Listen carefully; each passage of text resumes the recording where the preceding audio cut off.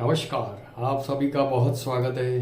मैं एस्ट्रोलॉजर रुपेश सबका बहुत बहुत स्वागत करता हूँ।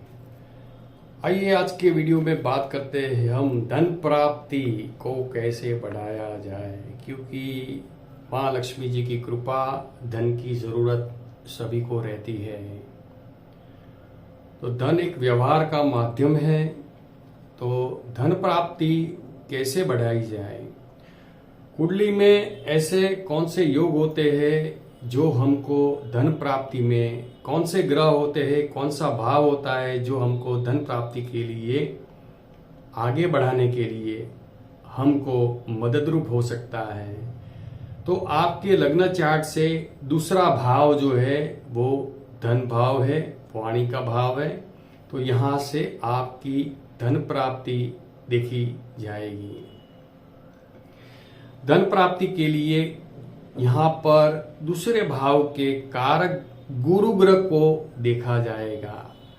तो आपके लग्न चार्ट में गुरु का पोजीशन कैसा है, उसके ऊपर से भी आपके पास कितना फाइनेंस होगा, कितना फाइनेंशियली आप स्ट्रांग होंगे, वो पता चल सकता है।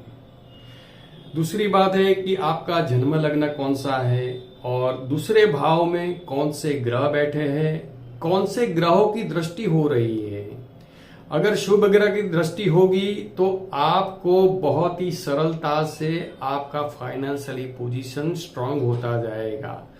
मगर धन भाव में अगर पाप ग्रह बैठे हैं या फिर जो परेशानी बढ़ती है पाप ग्रहों से, यानी कि सूर्य ग्रह, मंगल ग्रह, शनि ग्रह, केतु, राहु, तो ये सब ग्रह बैठे होंगे तो यहाँ पर धन प्राप्ति के लिए कुछ कठिनाइयां बढ़ती हैं, यानी कि संघर्ष करवाते हैं, इजीली नहीं मिलता है। अगर धन भाव में शुक्र, चंद्र, बुध ग्रह, गुरु ग्रह बैठे हैं तो आपको बहुत ही सरलता से अच्छे धन की प्राप्ति हो जाती है। अगर धन स्थान के ऊपर गुरु ग्रह की दृष्टि हो जाती है तो बहुत ही ये सकारात्मक और आपके लिए बेनिफिट देने वाला रहेगा, क्योंकि गुरु ग्रह की दृष्टि बहुत ही अच्छी रहती है। तो कोई ना कोई हिसाब से आपका काम नहीं रुकेगा। तो अगर आपके लग्न चार्ट से दूसरे भाव में गुरु ग्रह की दृष्टि होगी तो आपको कहीं ना कहीं गुरु ग्रह फाइनेंशियली कोई भी काम आपका रुकवाएंगे नहीं। स्मॉल सेविंग्स भी आप कर सकते हैं और धन के मार्ग भी कहीं ना कहीं खुलते हुए दिखते हैं। तो ये धन का जो हम पोजीशन कैसे स्ट्रांग कर सकते हैं, तो इसके लिए माँ लक्ष्मी जी का मंत्र जाप भी करना चाहिए, श्री सूक्त का पाठ करना चाहिए, भगवान विष्णु की पूजा अर्चना आराधना करनी चाहिए। तो भगवान विष्णु के शरण में जाना चाहिए, क्योंकि भगवान विष्णु के पत्नी माँ लक्ष्मी जी हैं, तो लक्ष्मी नारायण बोला जाता है। तो भगवान विष्णु की पूजा अर्चना आराधना से माँ लक्ष्मी जी की कृपा प्राप्त होती है। तो यहाँ पर एक तो आपके लग्न चार्ट से दूसरे भाव में, धन भाव में कौन से ग्रह विराजमान है उसको देखना है, और दूसरे भाव का स्वामी कौन है और कहां पर बैठे हैं उसको भी देखना है।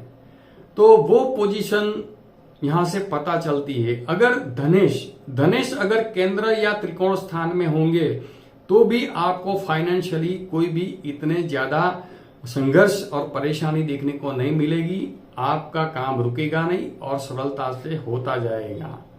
अगर धनेश छठे, आठवें, 12वें भाव में जाएगा तो कुछ न कुछ परेशानियां आपको संघर्ष और कष्ट के बाद, संघर्ष के बाद आपको माँ लक्ष्मी जी की प्राप्ति होगी, धन की अच्छी प्राप्ति होगी।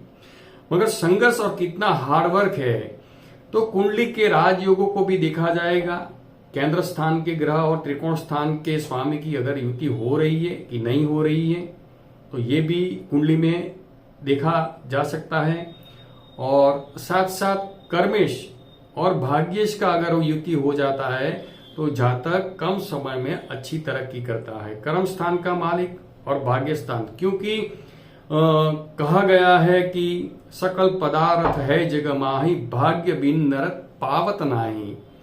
यानी कि जातक का भाग्य अगर अनुकूल नहीं है तो चाहे कोई कितनी भी मेहनत कर ले, मगर वो आपको अच्छी धन प्राप्ति, सरलता से धन प्राप्ति होती नहीं है, बहुत ज्यादा संघर्ष होता है।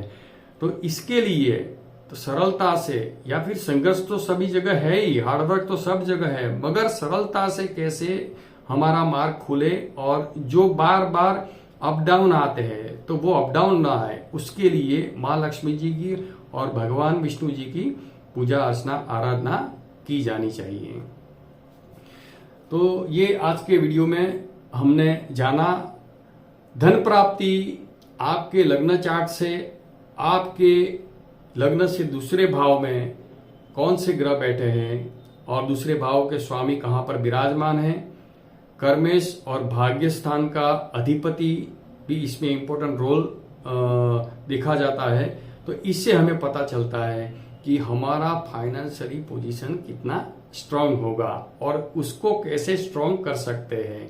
तो धन भाव के स्वामी के मंत्र जाप और जो ग्रह धन भाव में विराजमान है उसके मंत्र जाप करते हैं, माँ लक्ष्मी जी की पूजा अर्चना आराधना और भगवान विष्णु की पूजा अर्चना आराधना से हमारी जो धन की संघर्ष, परेशानी, चिंताएं कम हो जाती है। तो इसको हमें करना चाहिए, फॉलो करना चाहिए। आज के वीडियो में बस इतना ही। वीडियो पसंद आए उसको लाइक करें, शेयर करें, चैनल को सब्सक्राइब जरूर करें। बहुत बहुत धन्यवाद।